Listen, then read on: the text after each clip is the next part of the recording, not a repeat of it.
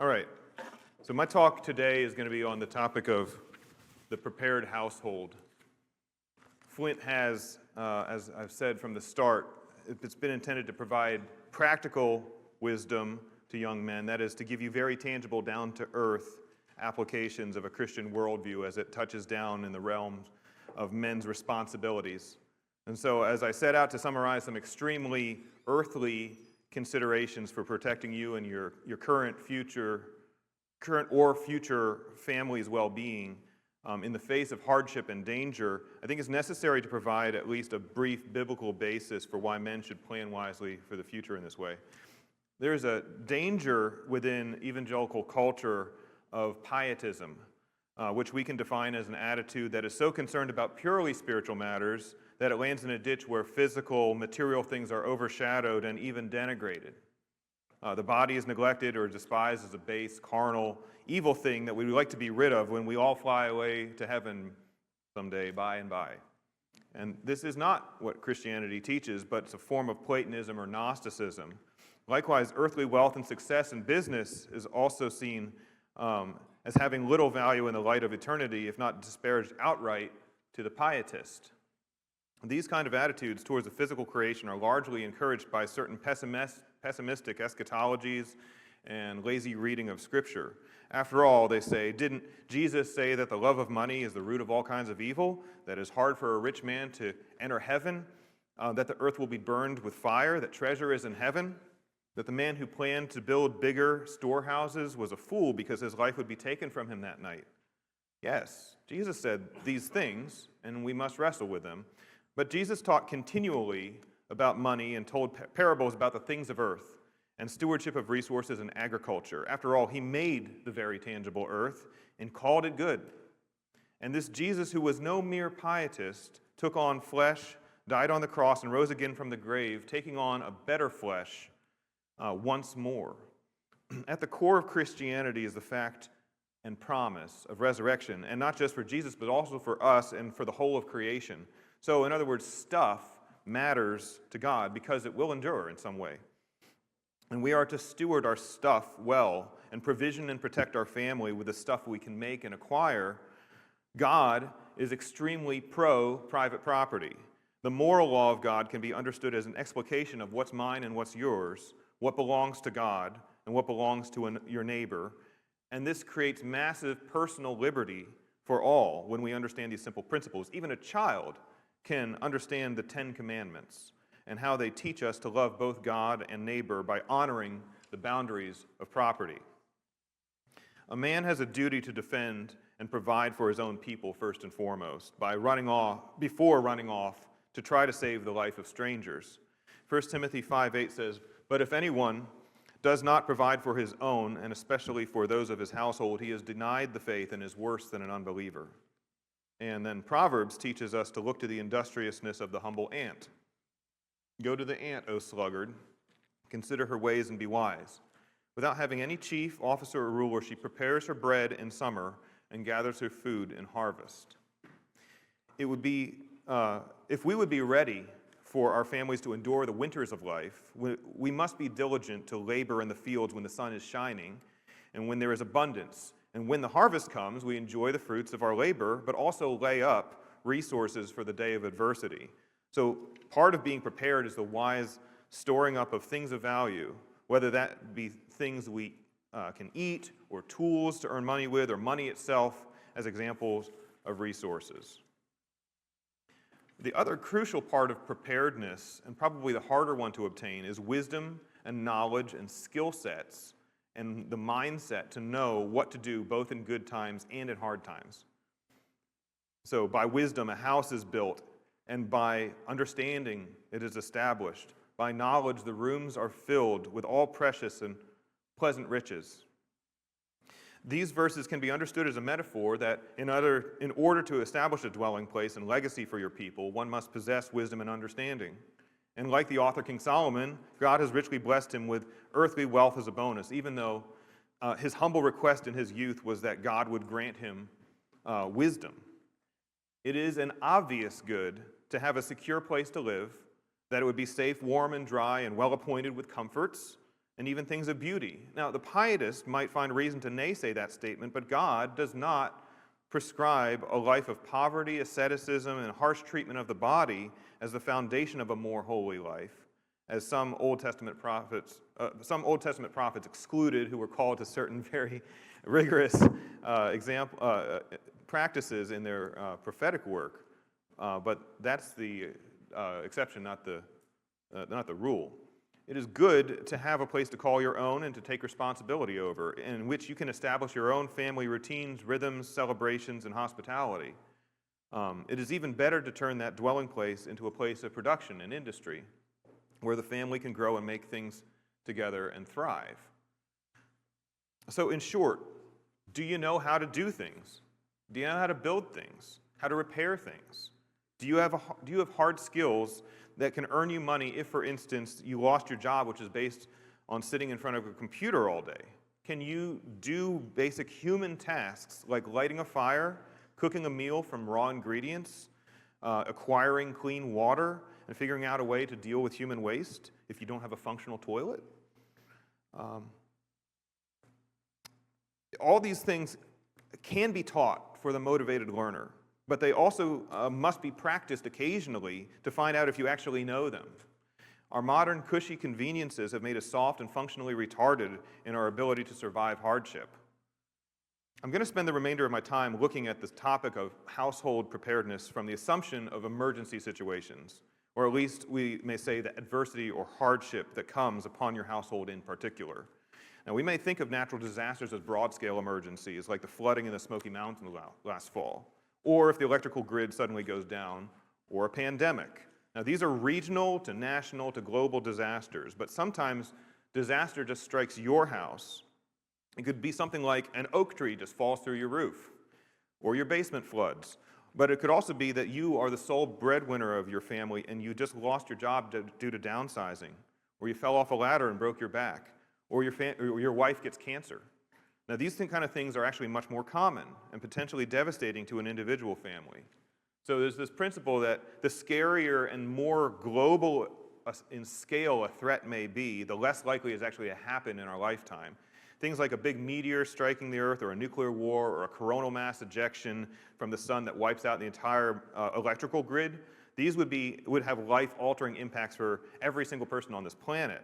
But they have actually very little probability of happening in the next 50 years, and even if they did, I mean, how are you going to really practically prepare for something like that? I mean, you could dig a bunker in the backyard, but I don't think it's a great use of your time and energy, or money. And conversely, the more limited in scope of a life-disrupting event, the more likely you will have to deal with it. What do I mean? Well, there's a decent likelihood of you getting into an accident and having your car totaled, even if it's not your fault. That could be pretty traumatic event for a family with financial and medical impacts that they might feel for a while. The death of a child or the loss of a house due to fire are also major impacts, but usually limited to just a single household. And I pray that none of you will have to experience those kind of things. But I can pretty much guarantee you that you all at some point will have to deal with the power being knocked out due to a storm, maybe for several days.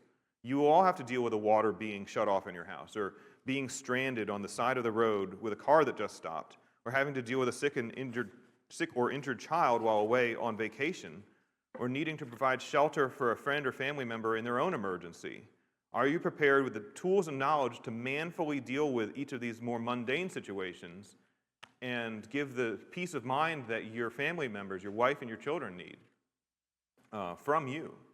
At this point, I have to stop and give credit to a man I've never met, but I've listened to his podcast for like a decade and a half.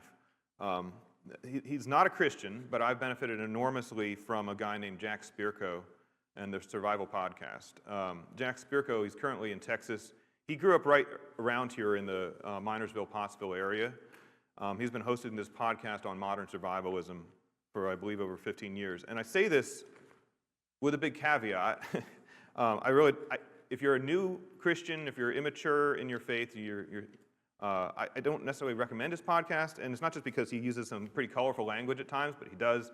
But that's not really, it's because he is a very engaging personality, but his philosophy of life is not built on a biblical Christian worldview. I mean, he borrows from it, but doesn't give credit.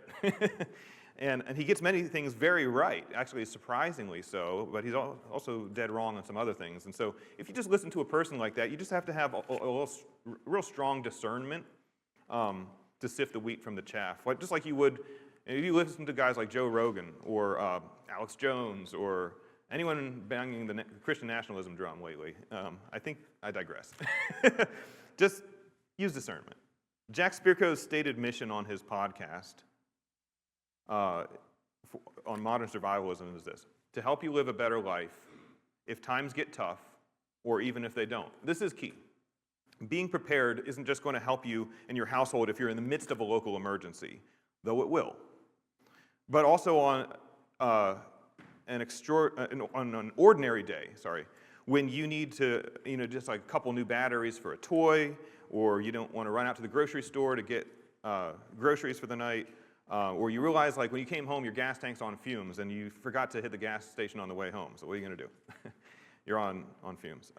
Having a well-equipped household with an alert, ready, skillful man as its head provides the peace of mind, stability, and security that a wife and children will flourish in. Now, in and around all the fun discussions guys love to get into about prepping and survival gear and everyday carry, EDC, I know some of you know what that means, you will usually hear the terms bugging out and bugging in.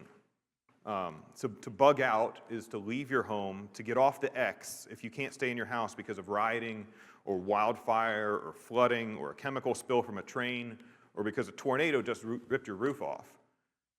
There are times when this may be necessary, even if you live in a very safe rural area where nothing ever happens. Well, stuff does happen. So if you have to bug out, do you have a plan of where you can go? Do you have a family member or close friend who will take you in? How long can you afford to stay in a hotel? Some people might be blessed to have a family cabin or a vacation home. Don't bet that that your family will be able to find a campsite in the nearby state park if everyone else in the same affected city has the same idea. You should have a few options pre-planned with your wife of where you could go. And the far better option in most cases is to bug in. In other words, that you stay at home. That's where almost all your physical assets and resources are. Depending on the nature of the trouble at hand, some systems might not be fully functional, but you probably have the best shot at survival and normalcy, which is going to be very important for your young children and everyone's mental health if you can stay in your own home. But whether you stay or must leave, whether in an urban setting or in a survival or a wilderness setting, there are at least 7 basic survival needs to think about as you set up your preparations. And 6 of these I credit to Jack Spirko. First is, don't do the click thing. Hey, can you click one by one there? There we go. Shelter is the first one. We'll go through these real quick. Water is 2. Food, energy/fire. 5 is security. 6 is health and sanitation. And 7 is Christ.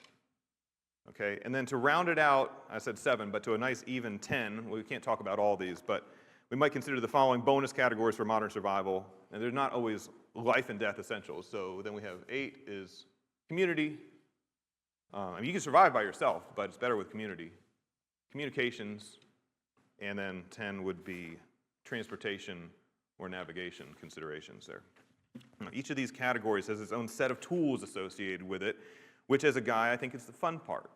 But before you buy a bunch of tools, you have to know how to use them. And so find a guy who has competency with these tools and ask him to teach you. So let's go through these a little bit more. It's still real quick, but shelter. This encompasses both structures. Before I forget, I have this section of the talk and a few extra bonus things that I don't have time for as a handout at the end there. So rather than have you read along with me, but I have that for you to take with you and continue to peruse. Shelter is that which encompasses, structures to protect you from elements. So keep out the rain, keep out the wind and the sun off of you, and keep the heat in, as well as clothing. The clothing is an aspect of shelter. So from an at-home angle, is your house in good repair? Does it keep the critters out? Do you have good insulation in the attic? Does the roof leak? Do you have some spare parts and tools to make some repairs, such as extra siding and shingles, some plywood and 2x4s, screws and nails? You have toilet parts, a plunger, a screw gun, and so forth? Do you have adequate clothing, especially winter gear, or maybe some hand-me-down clothes that your kids will be growing into? Do you have boots that will keep your feet dry? Water. The general rule is that we cannot live beyond 3 days without water, but many people go around in a near constant state of some level of dehydration. So add to that diarrhea causing dehydration is a top killer in underdeveloped countries because fecal contaminants are the biggest threat to health in water that looks clear. It's what you can't see in the water, the viruses and the bacteria, that is the real threat, not the macro floaties. Here's what you need to know. You need to store water, and you need to be able to purify water. Storing is easy. Water doesn't go bad. I'll say this again, water doesn't go bad. If the container, as long as the container is clean, the water will be safe to drink. Now, you can boil it or treat it afterwards if you really need to, but I'm telling you that water just doesn't go bad. I mean, it's been on the planet since creation, and if you start clean, you'll end up clean. But you know, there's lots of cool filters out there you can get. Great. As long as you have a pot of some kind, you can boil water and make almost any fresh water source safe to drink. So that begs the question, what are the natural sources of water near your home if you needed to go get a bucket full? Another question is, do you have a bucket? Do you have a means to get a pot? Do you have some jugs to collect and store water? So pretty common sense, but something that's super critical and overlooked by most normies. Food. Jack Spirko says, eat what you store and store what you eat. Now, in other words, before you go and drop a whole bunch of money on Patriot Supply buckets of long-term storage food, and these are fine to have if you can afford them. I mean, they serve a purpose and it's good, but you need to think about what kind of food you actually eat on a regular basis, especially that which is shelf-stable without refrigeration. Stock up on anything in this category that you regularly use and then rotate it through as you would at a grocery store, as the stock is rotated. Canned goods will last past their expiration date to a point. Most of us don't want to eat beans and rice every night, but I guess if you're hungry enough, I guess you will. But it's better to have more than that. It's a really great idea to have a chest freezer full of meat unless the power goes out for a long time and you don't have a generator to keep it cold. So this is where classic food preservation methods can come into play, like canning and dehydrating. And this is a lot of work, and it's not for everybody. But of course, you can try to grow your own fruits and vegetables, or hopefully you can get started with a humble backyard chicken coop. Having a deep and well-organized pantry is a blessing, and you can bless others with your abundance if you plan ahead. Energy and fire. Whereas fire is the classic wilderness survival category, the ability to produce energy of various kinds for a modern home is very important. We rely on energy for fire or warmth, for light, for cooking, and for making water safe to drink and nice for bathing. And we rely on electricity to power our tools, our refrigerators, our air conditioners, and everything in between. Camp stoves and grills and buddy heaters are great backups. For short-term power outages, you want to have some battery power banks, like a little power pack to charge your phone. There's also large battery backup off-the-shelf units that might work great, but they're kind of overhyped, overpriced, in my opinion. You're going to need flashlights and lanterns for everyone. And if you have the rechargeable headlamp, that's solid gold. If the power is out for an extended period, a portable generator that can run off of gasoline or propane or both is a great prep. You need to make sure that you know how to start it and start it every few months to make sure it still runs. Of course, you also need fuel for this kind of stuff. So a great goal to start with is, if, like the picture here, if you have the ability to store 12 5-gallon gas cans, one for each month, and you just number them accordingly, then you use and rotate your fuel by putting, say, like it's April, so can number 4 goes in your car tank, and then you take it to the thing and fill it up again. So you're really not buying extra, it's just you get a little extra layout for all the cans and the initial fill up. So whether or not you have a generator, this kind of prep is like a strategic petroleum reserve for you, for your car. It's a huge benefit that you can do to make your family secure. The next category is security. Here we have a very handsome John Lovell with a very lovely gun. In a wilderness situation, you may be concerned with lions and tigers and bears, oh my. But in a modern survival situation, if you're around civilization of any kind, you're going to need to be concerned with a two-legged kind of predator. Evil men exist, and disaster situations can bring out the best or worst in people. Even people who would normally not think of stealing or threatening their neighbor in good times may get desperate and act out sinfully and criminally. Security is much more than having weapons. It is also much more than knowing how to use said weapons effectively. Having tools of defense, even if all you can muster is a sharp stick, will help you protect your people and yourself. Other aspects of security are securing a perimeter, fencing, having visibility to points of entry, having good locks, floodlights, not creating hiding places around your house, not leaving valuable items or objects that could become weapons lying around the property. If you have a dog, that is a tool of alert or deterrence or more. If you have livestock, you have another security angle you have to protect, both from human and animal incursions. In acute situations, especially if you have multiple families with you, you may need to establish a guard or sentry schedule if there's rioting in the streets. Rooftop Koreans with SKSs defended their family businesses in Los Angeles during the Rodney King riots in 1992. Look it up. Health and sanitation.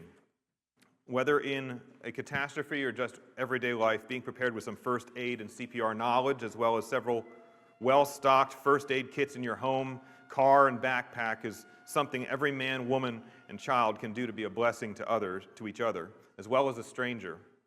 Hands-on training is best for this knowledge. Household medical manuals can also be an asset to your home library if the internet is down. You'll want to have some common over-the-counter medications on hand, as well as retaining like leftover antibiotics or other useful prescription drugs that you can obtain through various legitimate means these days. Having various cleaners, antiseptic sprays, or even some bleach on hand is a really good idea. Now, I had mentioned about the broken down toilet. If the water's off, you can flush a toilet. You know this? You can flush a toilet by pouring like part of a bucket of water from any source. It doesn't have to be clean water at all, just down into the bowl, not the tank. Just the toilet will flush as long as it's not clogged.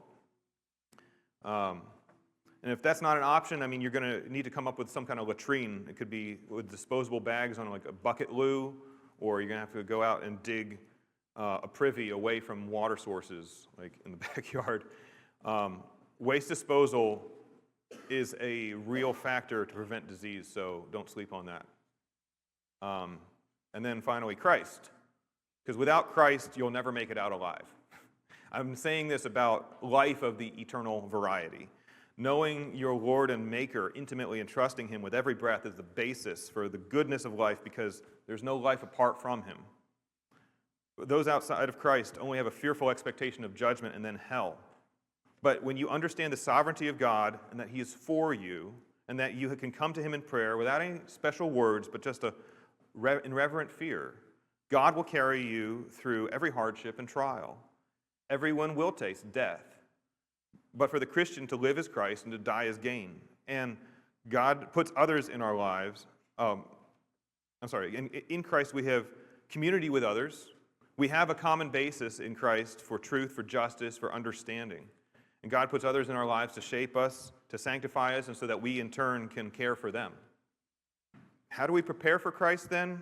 Well, like the ant in fair weather, by storing up the harvest in our hearts from the gleanings from His Word, so that when the winter storm hits, we can remember and proclaim to ourselves and others, Christ has died, Christ has risen, Christ will come again. Proverbs says, all the days of the afflicted are evil, but the cheerful of heart has a continual feast. So that's my talk. I don't know, check out my time here. We have some time, Andrea, Killian, if you want to be mic guy.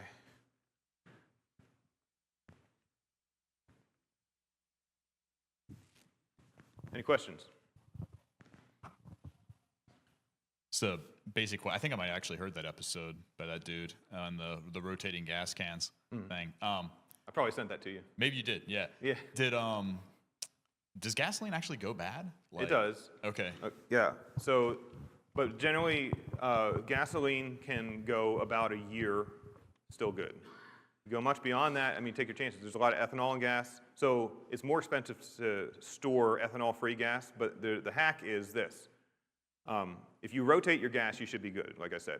You don't have to add anything. But there's some additives. You may have seen Stable and different stuff, but the one I recommend is called PRIG. And there's a PRID for diesel if you have a diesel, you're going to store diesel. But it's basically it's an additive. You just put a little bit amount, like the bottle like lasts forever. You just put a little bit in each can as you store it. And you can even use that for like an engine that's hard to start, like a small engine with water in it or something like that. So it's just a fuel treatment. So PRIG. Ask me later if you need to remember that, but yeah. So that's a good, I add that to my storage cans, just for value add. Back there. William.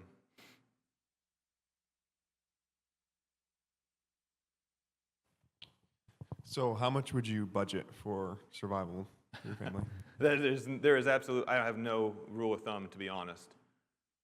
It really depends on your needs. I mean, if you are a young man living, like say, with your family of origin still, I mean, it would be good to get them on board with this kind of thing. But if you're out living by yourself, if you're in an apartment, you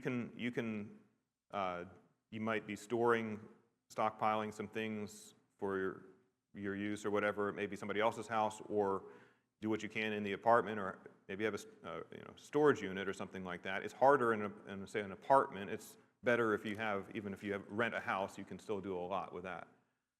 But how much to spend? I mean, that is really between you and God in many ways. And one of the things that I have as my kind of bonus material here, because it needs to be said, is, I'm glad you brought that up. Debt is slavery, and the debtor is slave of the lender. So you shouldn't be pulling out the credit card to start prepping. Please don't do that. It's a terrible idea. But you should be finding a little bit of margin. So every week, let's say for like, I think one of the easiest things to do is just stock up on the grocery angle. And so one way you can do that is, it's recommended, this is a Jack Spirko thing, have a log book, for a few weeks in your kitchen, and every time you use an item, write down what that thing is. Then take a look at it, and then kind of like put a star next to everything that will store, especially if it doesn't have to be refrigerated. And then take a look at those things, and next time you go to the grocery store, if you usually buy like 1 can of corn, buy 2. Every time you do that, you're just copy canning so that you're building up your pantry in that way. You don't have to go out and buy a pallet of food. If you have the money to do it, you can do it. And God bless you. But I don't recommend just going like crazy. There's another aspect, which I'll bring up in a second, but in terms of the debt, pay off your debt. If you're in debt, you're in trouble, potentially, and you need to be paying that down. And you wouldn't be in debt if you could just probably like lump sum pay it all off. So you got to pick away at that, but also set a little bit aside for some of these practical preparations. Having a savings fund of like a 3-month emergency fund is usually a good recommendation. So can you go a quarter of the year if your income stopped cold? Because you need just like, cash, some kind of money or some kind of mode of exchange. Because we're not probably just going to go straight to a barter economy. You're going to need some money set aside. And so those are other considerations. And so whatever your normal, convictions or, guidance is, I'm not a financial guy, but the financial aspect of preparation is extraordinarily key too. And it just enables you, once you're out of that slavery of debt, you have so much more ability to spend the money in the ways that you think that you should be preparing. So as a single person, you don't have nearly the responsibilities as you do for providing for a wife and 5 kids or something like that. So you can get by with less. But only store the stuff that you're actually going to use.